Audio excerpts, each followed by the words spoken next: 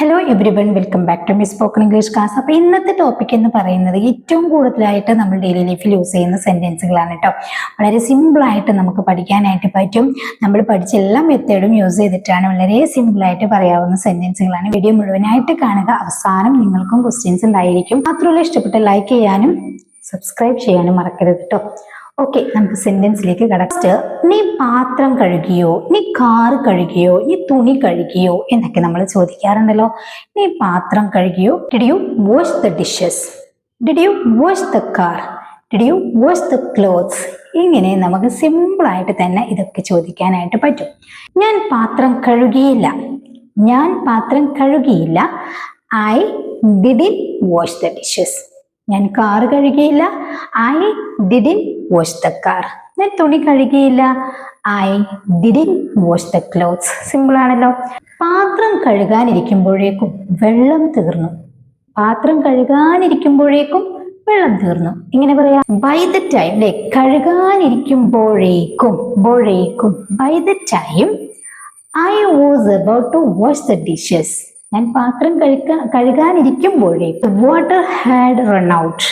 The water had run out. By the time I was about to wash the dishes, the water had run out.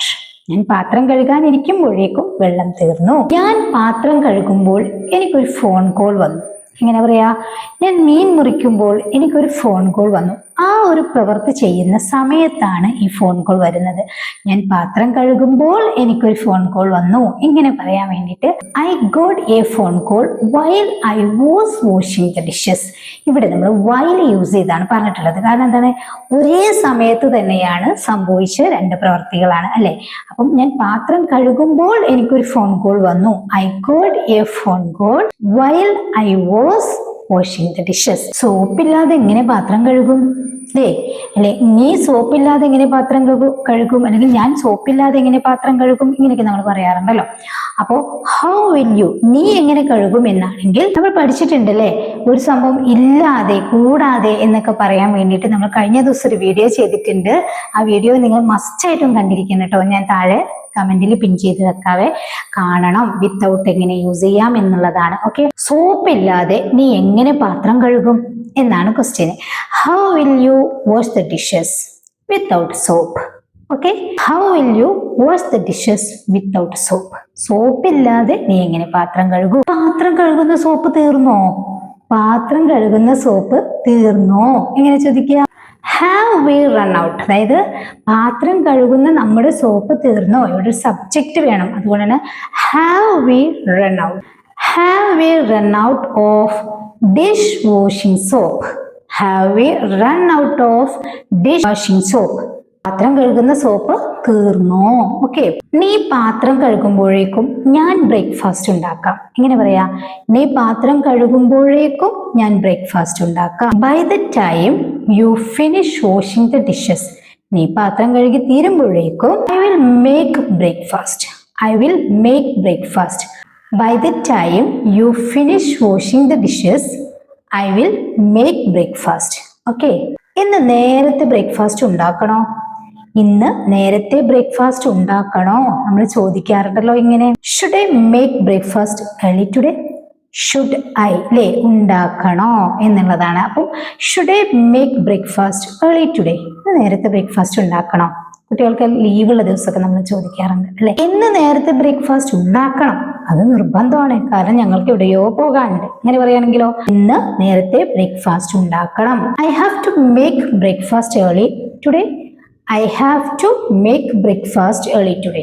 നേരത്തെ breakfast ഉണ്ടാക്കണം. എനിക്കിന്ന് നേരത്തെ പോകണം. ഇത് നമ്മളെപ്പോഴും പറയാറുള്ളതാണ് അല്ലേ. എനിക്കിന്ന് നേരത്തെ പോകണം. I have to go early today. അല്ലെങ്കിൽ I have to leave early today എന്ന് വേണമെങ്കിൽ പറയാം കേട്ടോ. ഇന്ന് 7 മണിക്ക് ബസ് ഉണ്ടോ? ഇങ്ങനെ ചോദിക്കുക. ഇന്ന് 7 മണിക്ക് ബസ് ഉണ്ടോ? Is there A bus at 7 o'clock today? Is there a bus at 7 o'clock today? ഇന്ന് 7 മണിക്ക് ബസ് ഉണ്ടോ? എനിക്ക് 7:30 മണിയുടെ ബസ്സിന് പോകണം. എനിക്ക് 7:30 മണിയുടെ ബസ്സിന് പോകണം എന്നെങ്ങനെ പറയാ? I have to catch the 7:30 bus. I have to catch the 7:30 bus എന്ന് വെച്ച് കഴിഞ്ഞാല് എനിക്ക് 7:30 മണിയുടെ ബസ് കിട്ടണം എന്നുള്ളതാണ്. ഓക്കെ, നീ ഇപ്പോൾ ബ്രേക്ക്ഫാസ്റ്റ് കഴിക്കുന്നുണ്ടോ? നീ ഇപ്പോൾ ബ്രേക്ക്ഫാസ്റ്റ് കഴിക്കുന്നുണ്ടോ നമ്മളൊക്കെ ചോദിക്കാറുള്ളതാണ് അല്ലെ. Are you having breakfast now? Are you having breakfast now? ഇവിടെ ഹാവിംഗ് എന്ന് പറഞ്ഞു കഴിഞ്ഞാല് കഴിക്കുക എന്നുള്ളതിനാണ് കേട്ടോ. ഹാവിന് പല മീനിങ്ങുകൾ ഉണ്ട്. അപ്പൊ ഇവിടുത്തെ ഹാവ് എന്ന് പറയുന്നത് ഈറ്റിന് പകരമാണ്. Are you having breakfast now? നീ ഇപ്പോൾ ബ്രേക്ക്ഫാസ്റ്റ് കഴിക്കുന്നുണ്ടോ? ഓക്കെ, ഞാൻ ബ്രേക്ക്ഫാസ്റ്റ് കഴിച്ചിട്ട് പോകും. ഞാൻ ബ്രേക്ക്ഫാസ്റ്റ് കഴിച്ചിട്ട് പോകും. I will leave after having breakfast. ഇവിടുത്തെ ഹാവും ഈറ്റിന് പകരമാണ്. I will leave after having breakfast. ഞാൻ ബ്രേക്ക്ഫാസ്റ്റ് കഴിച്ചിട്ട് പോകും എന്ന് പറയുമ്പം കഴിച്ചതിന് ശേഷം എന്നാണല്ലോ. അതുകൊണ്ടാണ് നമ്മളവിടെ ആഫ്റ്റർ എന്ന് യൂസ് ചെയ്തത്. I will leave after having breakfast. Okay, ഇന്ന് എന്താ ബ്രേക്ക്ഫാസ്റ്റിന്? ഇന്ന് എന്താ ബ്രേക്ക്ഫാസ്റ്റിന്? What's for breakfast today? What's for breakfast today? ഇന്ന് ബ്രേക്ക്ഫാസ്റ്റിന് ഇഡ്ലിയും സാമ്പാറും. ഇന്ന് ബ്രേക്ക്ഫാസ്റ്റിന് ഇഡ്ലിയും സാമ്പാറും. ഇങ്ങനെ എന്താ ബ്രേക്ക്ഫാസ്റ്റിന് എന്നാണല്ലോ.